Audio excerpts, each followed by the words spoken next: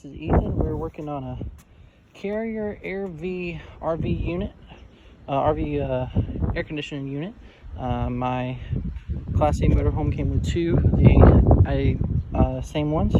So what we're going to be doing today is we're going to be taking the cover off. We're going to be replacing the fan. I've already replaced the fan, or by replaced, I've already taken it off. So this is really the half part. We're going to show you from halfway back how to do it, but it's pretty simple as a whole. It's just a matter of having some common sense, really.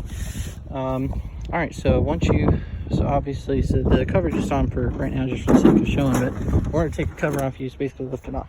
Okay, so you're pretty much done at that point now. So here's the layout of your thing. So this is the cavity where the fan that broke was. It cracked right here on that part that attaches. It cracked right there, and basically from that point it broke. So here's what I did to take it off. Basically, you unscrew this plate right here. There's 4 screws, 2 on top, 2 on each, 1 on each side. And basically I was just able to lift it out because it was broke. Now what we're gonna have to do to put it back in, because I just did it on the other one just for explanation purposes in one video, you're gonna have to take off these side screws. So 1, 2, and 3, 4, 5. You're gonna take off those screws there, and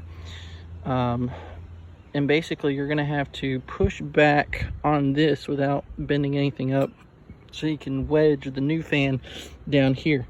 It's going to so what you're going to need to do before you put the fan on, hammer back hardware.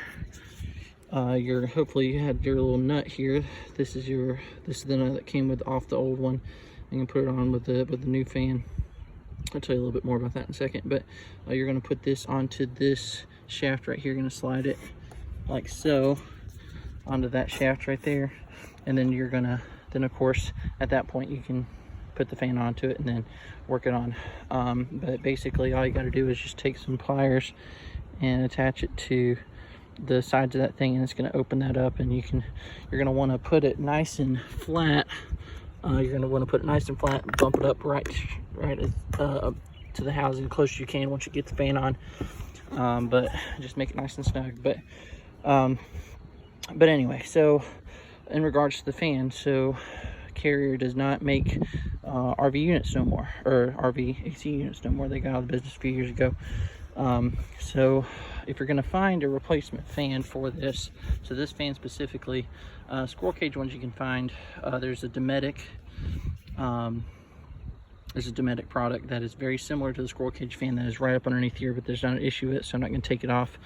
But there's one you can find. I'll see if I can post up a picture with that at the end of the video, so you gotta figure out how to do that. But luckily there's a salvage yard 15 minutes from here for RVs that they had 2 of the exact same fan blades for this specific part. So most of you probably aren't going to have that luxury, but in the occasions you do, probably check that out, see if they got that. Otherwise, take it off, see if you can find a fan blade that's close enough to it. I didn't have to do that, but good luck with that. And then if by chance you do it, and comment below what you did or what you found that worked in place of that. But yeah, but anyway, so in the occasion, also while I was in the process of taking things off, I realized that this was stuck. It was not turning, see, because it should be able to, this is going to turn. Oh, yep. So you can see this one's a little stuck right now. I put some WD-40 on it earlier, and it's still a little stiff. It's been a couple hours since it's in there, but actually probably should check that out. But anyway, if it's stuck, then you can take WD-40, you can spray it right here and right here on these things, and turn your engine on. It should start whirring again. But in the occasion that it continues to that, probably need a new motor.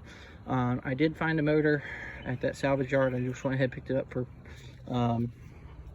in the occasion the motor goes out, which that very well may need to be changed out here pretty soon. But anyway, if you're going to do that, basically you just take this off. There's 4 screws, one at the top side right here, one at the bottom, then same thing on the other side. Then you have these clips right here, same thing on the other side. So be careful when you do this, so you can just take your fingers, you can kind of just work it off here, because they're kind of brittle, these old units at least.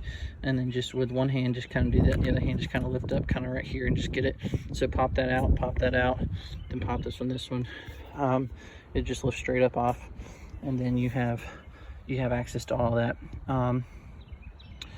Also, you'll probably want to you need to take this one off before you take this off. As far as I know, that's about as simple as it gets. But also, if you on a video haven't had to do this yet, but if you're going to change out your motor housing, you can do so by these little thing right here. Just take a screwdriver, and apparently you can just push down on that ledge right there and just pop it out, and that just pops off. Same thing on the other side, like that. But seems pretty self-sufficient. Also, the engine has the diagram on top if you're going to rewire it, how to do that. But yeah, so then when you're done, just screw those things back in, put this on top, and you're done. So that is the project we're doing. And all you need is, I'm just using a drill with a Phillips head end on it, and some channel locks to put the bracket back on. But anyway, I hope this is helpful for you people that are working on your carrier stuff, and good luck.